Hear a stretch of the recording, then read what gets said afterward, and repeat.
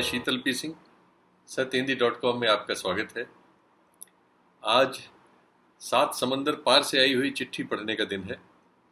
आप जानते ही हैं, हर बार ये चिट्ठी हमारे लिए अमेरिका में टेक्सास से विजय लक्ष्मी नडार, जो द इंडिया ऑब्जर्वर की ब्यूरो चीफ हैं, वो हमारे लिए वहाँ से भेजती हैं। वो समसामयिक मसलों पर अमेरिका में रहने वाले भारतीय की दृष्टि से अमेरिका और दुनिया को देखती हैं। और इस बार उनका विषय था जो रूस में जो व्लादिमीर पुतिन हैं, उन्होंने अपने लिए फिर इस समय जो राष्ट्रपति हैं 6 साल के लिए, 24 में रिटायर होंगे, लेकिन उन्होंने उसके बाद फिर 12 साल अपने को फिर से राष्ट्रपति चुने जाने के लिए एलिजिबल कर लिया है। वहाँ के कानून में वो पहले 2 बार से ज़्यादा के लिए एलिजिबल नहीं थे, तो उन्होंने उसका शॉर्टकट ये निकाला था कि बीच में एक समय वो मेदवेदेव को लाए थे और एक टर्म मेदवेदेव रहे, उसके बाद वो फिर आ गए। और अब उन्होंने 2 टर्म फिर जब पूरा कर लिया तो समय ख़त्म हो रहा था, तब उन्होंने ये कर लिया। वो 1999 से वो एक तरह से रूस पर उनका एक छत्र राज्य है और उस राज्य को वो 2034 तक ले जाने के लिए उन्होंने इंतज़ाम किया है, 36 तक बल्कि। तो विजय लक्ष्मी नडार ने इस पर एक बहुत अच्छी रिपोर्ट तैयार की है और उसके साथ डिटेल्स हैं, जिसमें भारतीय पक्ष भी है, अमेरिका का पक्ष भी है, वहाँ की जो राजनीति है इस सब से वो कितना प्रभावित है, भारत की जो राजनीति है इस सब से वो कितनी मेल खाती है, इन बातों की व्याख्या कर रही हैं और उसका विश्लेषण कर रही हैं विजय लक्ष्मी नाडार। तो फिर उन्हीं को सुनिए। नमस्ते शीतल जी। जैसा कि आप जानते हैं, पिछले हफ्ते रशिया के प्रेसिडेंट व्लादिमीर पुतिन ने संविधान में बदलाव करके अपने लिए 2 टर्म और बढ़ा लिए हैं, जिससे वो 2036 तक प्रेसिडेंट बने रहने की उनकी पूरी संभावना है। उसी दिन राजनाथ सिंह ने 18,000 करोड़ की डिफेंस डील भी साइन कर ली है इसके साथ। अभी इसका असर रशिया पे तो होगा ही होगा, हमारे देश पे क्या असर होगा ये देखते हैं। गजब की बात यह है कि ये पहली बार नहीं हुआ है कि पुतिन के लिए संविधान में बदलाव किए गए हों। 2012 में भी जब उनको दोबारा प्रेसिडेंट बनने का मौका मिला, तब भी संविधान में बदलाव किया गया और जो प्रेसिडेंट का टर्म जो 4 साल का होता है उसको बढ़ाकर 6 साल कर दिया गया था। जब पुतिन दोबारा चुनकर आए 2018 में और 2024 को उनको रिटायर होना था, तब जाकर पुतिन ने अपने आप को 12 साल और गिफ्ट कर दिया है।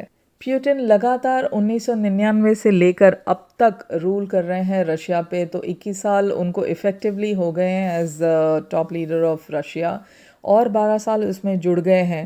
पुतिन की उम्र अभी 67 साल की है और जब तक वो रिटायर हो जाएंगे तब तक 84 साल के हो जाएंगे। लेकिन इससे उनको कोई फ़र्क नहीं पड़ता, बिकॉज़ उनका अभी तक तो जो इमेज प्रोजेक्ट करते हैं as a very strong leader, as a very macho leader, जो अपना फिज़िकली बहुत ख्याल रखते हैं, बहुत फिज़िकली एक्टिव हैं, उस तरीके का इमेज प्रोजेक्ट करते हैं। लेकिन अक्सर देखा गया है इन हिस्ट्री ऑल्सो, जो अपने आप को बहुत एक्सेसिवली मैस्कुलिन प्रोजेक्ट करते हैं, उनकी अपनी एक डीप इनसिक्योरिटी होती है, जिस वजह से रशिया ने बहुत ज़्यादा इन्वेस्ट किया है इन न्यूक्लियर आर्मामेंट। वो ये वजह भी हो सकती है क्योंकि यूएसए से तो उनको इनसिक्योरिटी है ही है, और अपने जो नेबरिंग कंट्रीज़ हैं, वो चाहे जॉर्जिया हो, यूक्रेन हो, लिबिया हो या अफ़गानिस्तान हो, उन सब में भी डर बैठा कर रखने के लिए उन्होंने न्यूक्लियर वेपन्स में इन्वेस्ट किया है। सेकेंडली, रशिया वर्ल्ड का टॉप मोस्ट आर्म्स सेलर भी है यूएसए के बाद, और उसके लिए रशिया के लिए India is a huge defence market.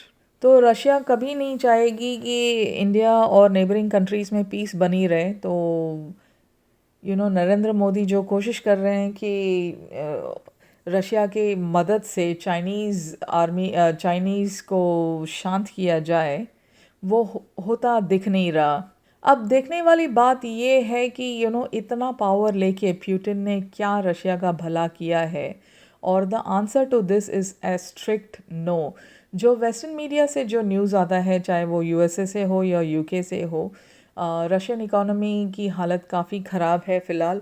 वो स्टैगनेंट कुछ साल स्टैगनेंट हो गए थे, लेकिन पिछले 2-3 साल से वो और नेगेटिव में जा रहे हैं, और कोविड क्राइसिस की वजह से और ज़्यादा नेगेटिव हो रहा है, और ये न्यूज़ कहीं पर भी मीडिया में आ नहीं रहा है इंटरनली।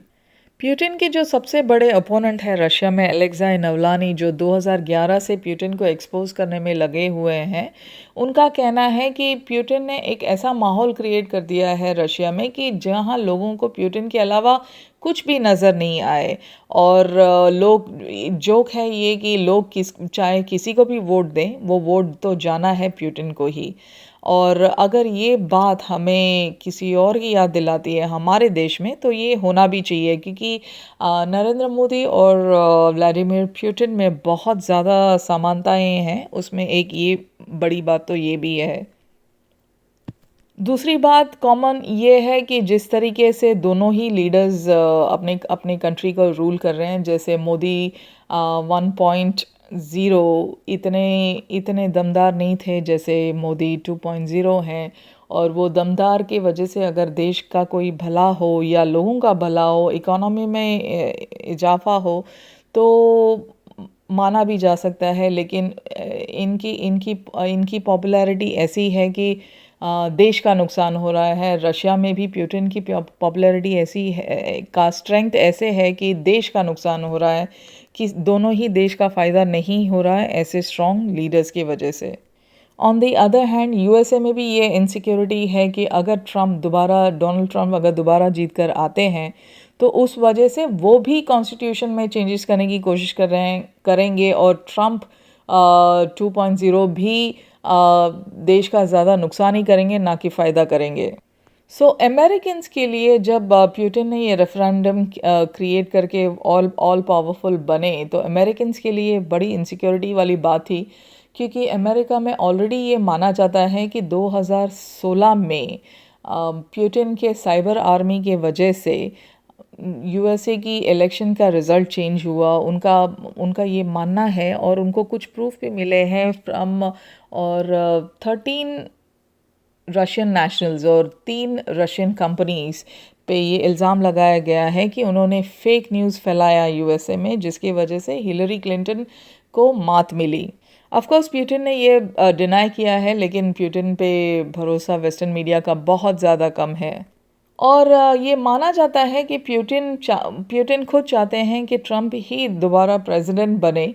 उनकी ये उम्मीद है कि ट्रंप अगर दोबारा प्रेसिडेंट बने, तो जो रशिया पे जो सैंक्शंस लगे हैं, वो सैंक्शंस हटाने में वो कामयाब होंगे, जो अगर एक डेमोक्रेट गवर्नमेंट आती है तो वो ऑलमोस्ट इम्पॉसिबल है। पुतिन के बारे में बहुत कम जानकारी है लोगों को। बस इतना माना जाता है कि 1991 में जब पहली बार वो मेयर बने सेंट पीटर्सबर्ग के, उसके पहले वो केजीबी में काम करते थे, जो रशिया का नोटोरियस सिक्योरिटी एजेंसी है। और उससे ज़्यादा लोगों को उनके बारे में ज़्यादा कोई पता नहीं है। पुतिन ने बहुत कम अपना इनकम डिक्लेयर किया है, लेकिन ऑफिशियली, लेकिन ये माना जाता है कि पुतिन इज़ हाईली करप्ट, और उनके जो इन्वेस्टमेंट्स हैं शेल कंपनीज में भी है, और tax havens like Panama islands वहाँ पर भी है, और ये एक्सपोज भी हुआ था। और यही वेल्थ जो है उन्होंने जो बनाया है, उसको बचाने के लिए उनको पावर में रहना बहुत ज़रूरी है। वरना कोई और लीडर आता है तो वो भी एक्सपोज हो जाएंगे, और उनके जो कैपिटलिस्ट क्रोनी फ्रेंड्स हैं, जो उनके दम पे वो भी करप्ट हैं, वो सारे एक्सपोज हो जाएंगे। जब 1999 में बोरिस येल्सिन ने पुतिन को अपना प्राइम मिनिस्टर बनाया, कुछ ही महीनों में, साल के आखिर तक, बोरिस येल्सिन ने अचानक से रिज़ाइन करके पुतिन को प्रेसिडेंट बना दिया था। उसके बाद पुतिन ने जो अपने केजीबी फ्रेंड्स हैं, जो वहाँ की क्राइम माफिया है, और एक पैसे वालों का तबका है, ओलिगार्क्स बोलते हैं उनको, उनकी मदद से अपना पावर जमाया रशिया में। साल भर साल वो पावरफुल होते गए। जब यूएसएसआर टूटा और बिखरा, और कम्युनिस्ट जो रिजीम है वहाँ उनका कंट्रोल छूटा रशियन स्टेट से, तब जो कम्युनिस्ट रिजीम ने कुछ 45,000 कंपनीज ओलिगार्क्स को बेचने पड़े थे। और कुछ जो ओलिगार्क्स है, 8-10 लोगों का छोटा सा ग्रुप था, उन्होंने सारे वो 45,000 कंपनीज खरीद लिए। और वही आज भी रशिया में कंट्रोल करते हैं। तो प्यूटिन को खाली ये था कि रशिया को कंट्रोल करने के लिए इन ओलिगार्क्स को कंट्रोल करना ज़रूरी था इनका बस, और वो छोटे ग्रुप को कंट्रोल करके ही प्यूटिन अपना पावर मेंटेन करते हैं रशिया में। जो ओलिगार्क्स प्यूटिन का सपोर्ट करते हैं वो और पैसे वाले होते हैं, उनको और प्रोजेक्ट्स मिलते हैं। जो सपोर्ट नहीं करते हैं वो जेल जाते हैं या तो उनके ऊपर टैक्स एलिगेशंस लगता है। ऐसे ही एक रिचेस्ट जो रशिया का बंदा था ओलिगार्क, उसको उसको फॉल्स चार्जेस करके प्यूटिन ने जेल पहुंचा दिया था, which was a very shocking incident in Russia. उसके अलावा प्यूटिन के बारे में कोई जानकारी नहीं है। उनकी 2 बेटियां हैं, उनका कभी भी लेकिन मीडिया में कोई फ़ोटो नहीं आया है। और उनकी वाइफ 30 साल के बाद उनका जब डिवोर्स हुआ 2013 में, तब भी बहुत कम इन्फॉर्मेशन मीडिया को लीक कर दिया गया था। 2012 के बाद जब दोबारा प्यूटिन सेकेंड टर्म अपना करने आए थे, तभी उन्होंने मीडिया को इतना ज़्यादा कंट्रोल किया कि मीडिया को ही यूज़ करके एक्टिविज़म भी रशिया में बिल्कुल ख़त्म कर दी। आज भी अगर प्यूटिन घबराते हैं तो वो पीपल पावर से कि लोगों में वो आक्रोश ना हो, कोई एजिटेशंस ना हो, इसीलिए पुलिस पर ज़बरदस्त कंट्रोल है। पुलिस को यूज़ करके ही वो सारा एजिटेशंस वहाँ दबा देते हैं। अगर ये सब चीज़ें भी सुनने वालों को हमारे देश की याद दिलाती है तो ये याद दिलाना चाहिए, या ये बिल्कुल याद दिलाना चाहिए, क्योंकि ये भी बहुत बड़ी सिमिलैरिटी है। इतना पावर समेटने के बाद, चाहे वो प्यूटिन हो, जी जिनपिंग हो, ट्रंप हो या नरेंद्र मोदी हो, वो अपने देश और अपने देश के लोगों की भलाई करें तो लोग शायद उन्हें माफ़ भी कर दें। लेकिन ऐसा कुछ देखा नहीं जा रहा है। ये सारे ही लीडर्स डिफेंस एक्सपेंसेस पे ज़्यादा खर्च कर रहे हैं, ना कि अपने लोगों की भलाई पर, और ये बहुत चिंता का विषय है। इस वजह से भी अमेरिका बिल्कुल खुश नहीं है कि प्यूटिन ने ये कदम उठाया है। और अभी 2020 का जो यूएस इलेक्शन होगा ट्रम्प के लिए, वो नहीं चाहते, कि उनको डर है कि प्यूटिन का इंटरफियरेंस फिर से दोबारा होगा। और रशिया के नेबर्स भी इनसिक्योर हैं, और रशिया की वजह से जो मोदी सोचते हैं कि हमें कोई बड़ा फ़ायदा होगा, ऐसा भी कोई बड़ा फ़ायदा होता हुआ दिख नहीं रहा। बिकॉज़ नरेंद्र मोदी की कोशिश ये रहेगी कि प्यूटिन की वजह से चाइना थोड़ा शांत हो जाए हमारे बॉर्डर्स को लेकर, लेकिन ऐसा होता हुआ बिल्कुल दिखता नहीं है। पहली बात तो प्यूटिन और Xi Jinping, they are also friends. China और रशिया की अच्छी अंडरस्टैंडिंग है, और रशिया की पाकिस्तान के साथ भी अच्छी अंडरस्टैंडिंग है। और रशिया हमेशा चाहेगा कि हमारे बॉर्डर टेंशन्स बने रहें, ताकि उनकी डिफेंस डीलिंग्स होती रहे। रशिया को हमारी दोस्ती से कोई ख़ास फ़ायदा नहीं है, लेकिन हम उनके ऊपर डिपेंडेंट हैं, क्योंकि आज भी 62% ऑफ हमारा जो डिफेंस इक्विपमेंट है वो रशिया से ही आता है। तो अगर हम ये सोचें कि रशिया के अंदर जो भी हो रहा है वो उनका अंदरूनी मामला है, तो ये हमारी सबसे बड़ी भूल होगी। रशिया में जो भी हो रहा है उसका रिफ्लेक्शन नॉट ओनली रशिया में हो रहा है, वो पूरे वर्ल्ड ऑर्डर को चेंज करने में भी उसका बहुत बड़ा योगदान रहेगा। अगर रशिया के मदद से ट्रम्प दोबारा वापस यूएसए में प्रेसिडेंट बनकर आते हैं तो उससे फिर अमेरिका का नुकसान होगा। और जिस तरीके से प्यूटिन ने रशिया में कॉन्स्टिट्यूशन का बदलाव किया है, और जिस तरीके से जी जिनपिंग ने भी चाइना में 2018 में कॉन्स्टिट्यूशन में बदलाव करके प्रेसिडेंट के सारे टर्म्स हटा दिए थे ताकि वो आजीवन प्रेसिडेंट बने रहें, ऐसा जब वाक़या होता है तो कौन कह सकता है कि हमारे देश में भी ये नहीं होगा। वैसे ही बीजेपी के बहुत सारे लीडर्स इंक्लूडिंग अमित शाह कह चुके हैं इन पब्लिक मीटिंग्स कि बीजेपी 50 साल तक इस देश पे रूल करेगी, और जिस तरीके से वो रूल कर रहे हैं, जिस तरीके से उनका हेडक्वार्टर्स बना है, जिस तरीके से बीजेपी हेडक्वार्टर्स जो दिल्ली में बना है, जिस तरीके से वो ऑफिसेस पूरे देश में बना रहे हैं, जिस तरीके से उन्होंने अर्थव्यवस्था को का तस-मस कर दिया है, जिस तरीके से वो सारे इंस्टीट्यूशंस डिस्ट्रॉय कर रहे हैं, जिस तरीके से वो प्रोटेस्ट होने नहीं देते हैं, जिस तरीके से ह्यूमन राइट्स ख़त्म कर रहे हैं, लग तो ऐसे ही रहा है कि बीजेपी का कोई प्लान्स नहीं है कि 2024 में वो जगह खाली करें।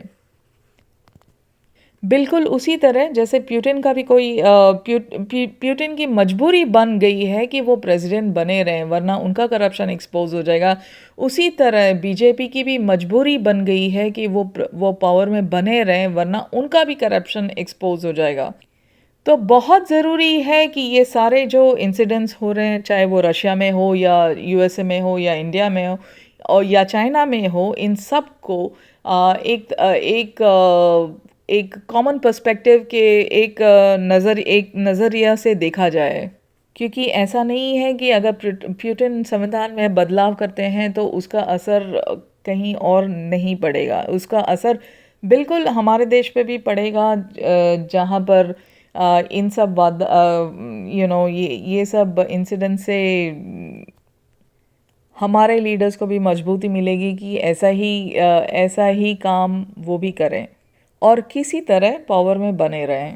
सत्य हिंदी के और वीडियोस को देखने के लिए हमारे YouTube चैनल को सब्सक्राइब करें और सीधे नोटिफिकेशन पाने के लिए बेल आइकन दबाएं।